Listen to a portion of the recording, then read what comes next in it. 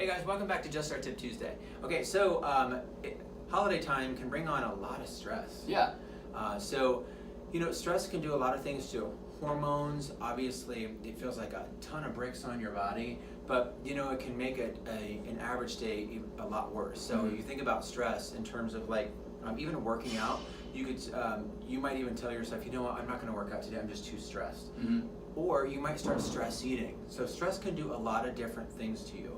Not only just making you agitated, but stress eating it's not good because your hormones get out of whack and producing a lot more cortisol. You start retaining all that weight. So stress eating is not great. So some tips here that we wanted to give you today about stress management, not just over the holiday, but really at any time. Everybody talks about the holidays being like the happiest time of the year, and for many of us it is, and for some of us unfortunately it's not. But I think for everybody, regardless of if it's a great time of the year or a hard time of the year, it does bring about stress, right? You're traveling, you're trying to figure out what present to buy somebody, you're trying to make those last minute plans for what am I going to buy for food and who's coming over and all this different stuff, and it just adds a lot to your plate, already probably very full plate. So the one tip that I would start with is, it's very, very simple. Just carve out some time on your calendar that is titled me time. Most of us walk around with smartphones now, which have a Google Calendar or another sort of calendar. We're using the iCalendar or whatever. And you can literally put that in there, and it will remind you at whatever time you want it to, 10 minutes before, 5 minutes before, whatever, that, oh, you have a 30-minute, 10-minute, 15-minute, whatever, block of time that is just meant for you. Yeah. And what you should do with that time, guys, is really whatever you want to do that lets you unwind.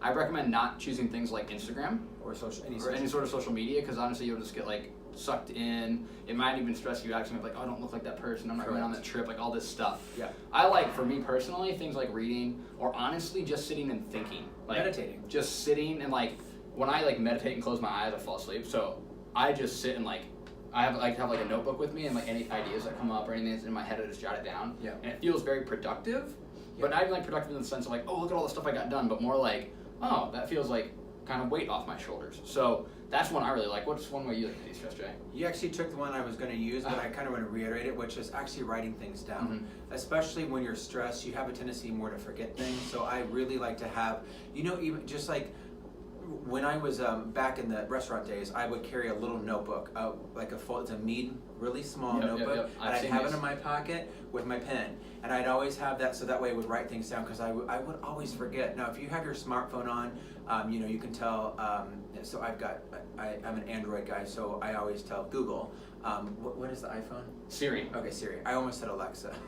That would be Amazon. There's too many assistants out there. So, but I like to write things down, so that way I'm constantly making notes. Obviously, if you're at home, the great thing is if you do have Alexa, you can actually tell and have Alexa add things to a grocery list or whatnot. But that's really, really helpful. But write it down so you don't forget, because that's what oftentimes you will do, especially during a stressful time. And you'll sit and let it kind of wears on you, oh, did I do that thing? Oh, why can't I remember this thing I'm supposed to do? That's important. The other thing, guys, is that you actually want to make sure, all right, that during this time of year when you're really stressed out, that you're keeping things that you can control, you're picking those things out, right? And you're saying okay, the thing that I might have all this other stuff going on.